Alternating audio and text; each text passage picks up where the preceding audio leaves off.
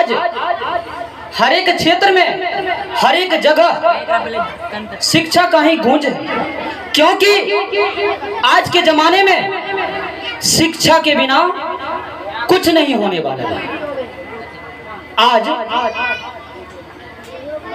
शिक्षा के कारण ही शिक्षक का महत्व है और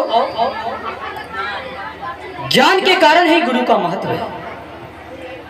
इसीलिए हम सभी को, छोटे बच्चे हों या बड़े बच्चे हों या बड़े बुजुर्ग हों, सभी को शिक्षा लेना जरूरी है। शिक्षा का मतलब ये नहीं हुआ कि आप पढ़ाई लिखाई का ही चीज सीखें, ये शिक्षा का अर्थ नहीं हुआ। शिक्षा का अर्थ होता है अपने अंदर के ज्ञान को फैलाना, अपने अंदर को ज्ञान का विकसित करके प्रसारित करना। चाहे हम किसी भी क्षेत्र में हो,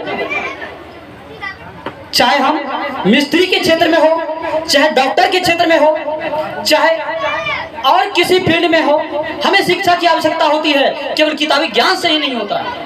जो भी हुनर है, जो भी कौशल है, वो कौशल को विकसित करना ही, कौशल को प्रसारित करना ही शिक्षा कहलाता है। केवल कॉपी कलम पकड़ने से ये शिक्षा नहीं हुआ।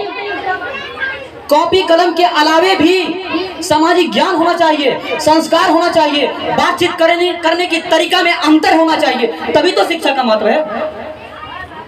पढ़ने लिखने से कुछ नहीं होता। हम ये नहीं कहता कि पढ़ने लिखने से कुछ नहीं होता। वो पढ़ाई का, अगर आप वो पढ़ाई का सदुपयोग नहीं करेंगे तो पढ़ाई बेकार है। आपको जो पढ़ाई किए हुए हैं वो पढ़ाई का सदुपयोग करना होगा। अगर सदुपयोग अपने जीवन में नहीं किए तो वैसा पढ़ा हुआ व्यर्थ है। केवल नौकरी पाना ही शिक्षा का अर्थ नहीं होता। केवल नौकरी पाना ही शिक्षा का अर्थ नहीं होता। शिक्षा हम लेते हैं अपने संविधान को समझने के लिए, शिक्षा लेते हैं अपने अधिकारों को जानने के लिए, शिक्षा लेते हैं क्या सही है क्या गलत है इसको जानने और समझने के लिए शिक्षा लेते हैं। शिक्षा का अर्थ केवल नौकरी पाना ही नहीं होता। हर एक क्षेत्र में शिक्षा का महत्व है। आज शिक्षा के कारण ही तो शिक्षक का महत्व है।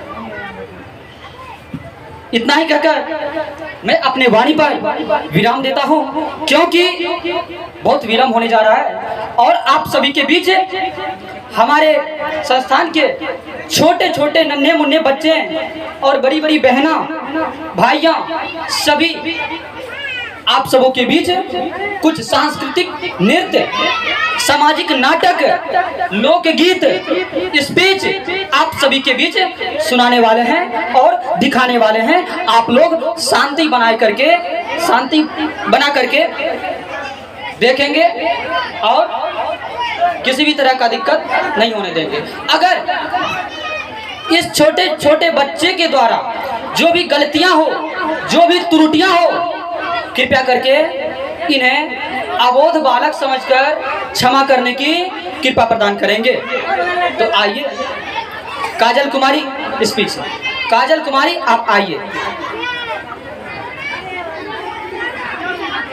सभी छोटे छोटे बच्चे बैठ जाएं।